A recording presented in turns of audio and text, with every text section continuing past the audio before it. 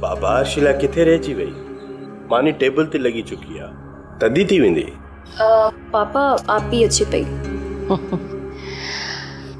वो त हिन घर जी राणी आ, जेको हूअ चाहींदी तीअं ई थींदो। ख़ुदि मुख्तियार जो आहे। कॾहिं त मिठो ॻाल्हाईंदी कर हिननि ॿारनि जे लाइ। मम्मा प्लीज छो पियो डिस्टेंस वधायो? ॾिसो न आप ही घर खां कटिजी रूम जी थी वई आहे। मूं कहिड़ो ॾंबियो था मांसि। पापा आप ही अची पई।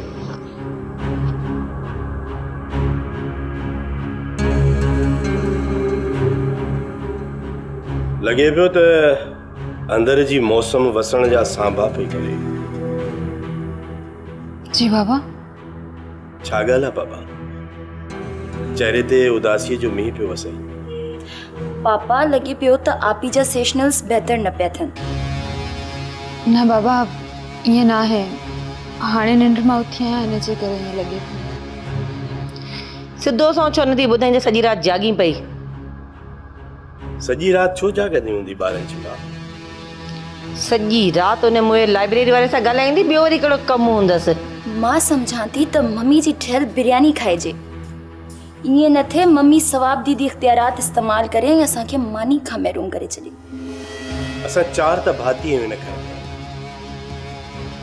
ऐं असां में 40 मेलनि जो फ़ासिलो पैदा थी चुको आहे। मूंखे लॻे थो त मामलनि खे हाणे वाक़ई बि संजीदगी सां ॾिसणु घुरिजे। ऐं ईअं छो थियो आहे, इन जो सबबु पिणु ॻोल्हणु घुरिजे। मामला पधर पट पियल आहिनि, जेकॾहिं सम्झ जा पल हथ में हुजनि। अर्शिला बाबा तूं ई ॿुधाए, मामलो छा आहे? तूं छा पियो हले? आई एम सॉरी बाबा, मुंहिंजी तरफ़ां कुझु बि कोन्हे। बाक़ी ममा ख़बर न आहे कहिड़े खौल में फाथल आहे, उन जे लाइ मां कुझु बि नथी करे सघां। ॾिस इहा ई पिलकार अथसि जंहिंजे लाइ मथो हणंदी आहियां। छोकिरियूं कंट्रोल में कर, वरना हथ मां निकिरी वेंदई।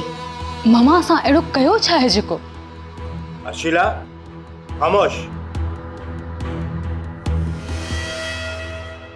मां सां ईअं ॻाल्हाए पियो, ईअं जवाबु ॾे पियो।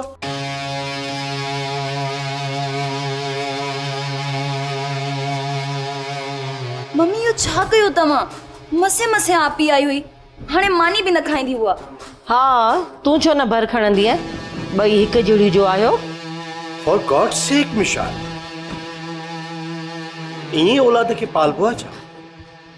सॼी ग़लती मुंहिंजी आहे। मां सभिनि जी दुश्मन जो आहियां। हा मथे मुंग पई डरियां सभिनि जे। प्लीज मिशाल यार ख़ामोश, मानी जो टाइम। ड्रामा सीरियल पाछन पोयां जा तमाम एपिसोड्स ॾिसो HD क्वालिटी में। विजिट करियो असांजो YouTube चैनल सिन TV HD ड्रामा। सब्सक्राइब कयो असांजो ऑफिशियल YouTube चैनल सिन TV HD ड्रामा ऐं वधीक अपडेट लाइ बेल आइकन खे क्लिक करियो।